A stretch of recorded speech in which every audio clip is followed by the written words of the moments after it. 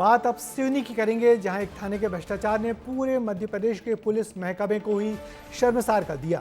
हवाला के पैसों की हुई लूट कांड में 11 पुलिस वालों के खिलाफ डकैती की धारा लगाकर एफआईआर लिख ली गई है और इस लूट कांड की सरगना एसडीओपी पूजा पांडे सहित 5 पुलिसकर्मियों को गिरफ्तार कर आज जेल भी भेज दिया गया। दरअसल मुख्यमंत्री डॉक्टर मोहन यादव के कड़े रुख के बाद बढ़ती जा रही पुलिस वालों के खिलाफ ये सख्ती, क्या है पूरा मामला, इस रिपोर्ट में जानिए।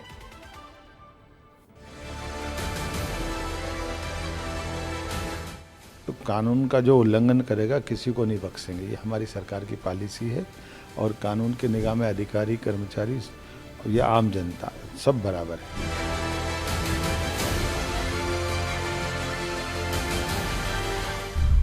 सिवनी का हवाला कांड, वर्दीधारी हुए गिरफ्तार।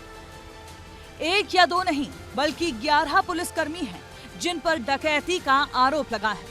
मामला प्रदेश के सबसे चर्चित सिवनी हवाला कांड से जुड़ा है, जिसने उल्टा पुलिस ने ही हवाला कारोबारी से ही लूट कर ली और पुलिस ने पुलिस को चकमा देने का काम किया। आखिर में पुलिस ही फंस गई। मामला किसी फिल्मी स्टोरी से कम नहीं है। तो कहानी शुरू होती है सिवनी पुलिस की एक हरकत से। हवाला की रकम जब्त करने जाती है। नागपुर के सोहन परमार से 3 करोड़ रुपए हवाला की रकम जब्त की जाती है, लेकिन थाने में 1 करोड़ 45 लाख रुपए ही रिपोर्ट में लिखाए जाते हैं और बिना कार्रवाई के नागपुर के हवाला आरोपी को छोड़ दिया जाता है। और फिर शुरू होता है बंदरबात का असली खेल। मुखबिर से एक सूचना मिलती है कि कटनी से हवाला की रकम सिवनी के रास्ते नागपुर जा रही है। सूचना के बाद पुलिस की एक टीम जो बंडोल थाने की थी, हवाला की रकम पकड़ने के लिए जाती है। यहीं से शुरू होता है सिवनी हवाला लूटकांड। नागपुर जा रही कार को सिवनी में रोका जाता है और जैसे ही कार के अंदर 3 करोड़ रकम देखी गई, पुलिस वालों का ईमान डगमगा गया। हवाला की रकम से भरी कार को जंगल की ओर मोड़ लिया। ये सिवनी शहर का बाईपास कहलाता है। मुखबिर से सूचना मिलती है कि एक गाड़ी जो क्रेटा गाड़ी है वो करोड़ों रुपए लेकर, हवाला की रकम लेकर कटनी से रवाना हुई है और इसी रास्ते जो है वो नागपुर की ओर जाएगी। इस जगह पर आकर पूजा पांडे अपने पूरे दलबल के साथ मौजूद रहती हैं। अर्पित भैरव गाड़ी का पीछा करते हैं और गाड़ी का पीछा करते हुए इस जगह पर जब पूजा पांडे वो देख लेते हैं तो यहाँ पर आकर गाड़ी को रोक लिया जाता है। सिवनी की समझदार पुलिस ने हवाला कारोबारी को धमकाकर भगा दिया और कार को जंगल की ओर ले जाकर हवाला की रकम का बंदरबाट शुरू किया।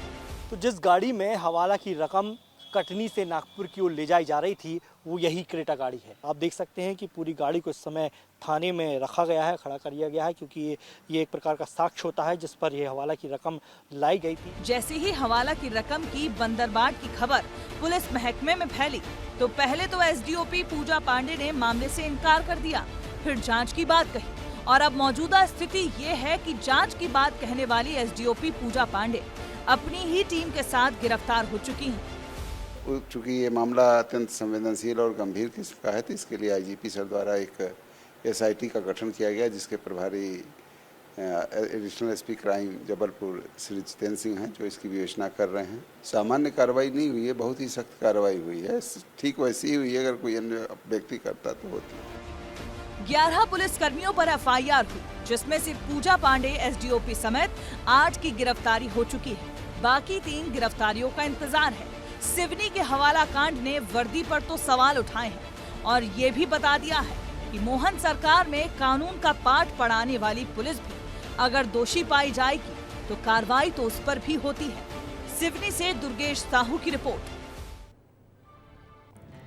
दरअसल पुलिस वालों द्वारा की गई इस लूट का मामला बहुत धीरे धीरे खुला, मगर जब खुला तो सब हैरान रह गए और लोग कह उठे कि जब रक्षक ही भक्षक बन जाएंगे तो भला क्या होगा।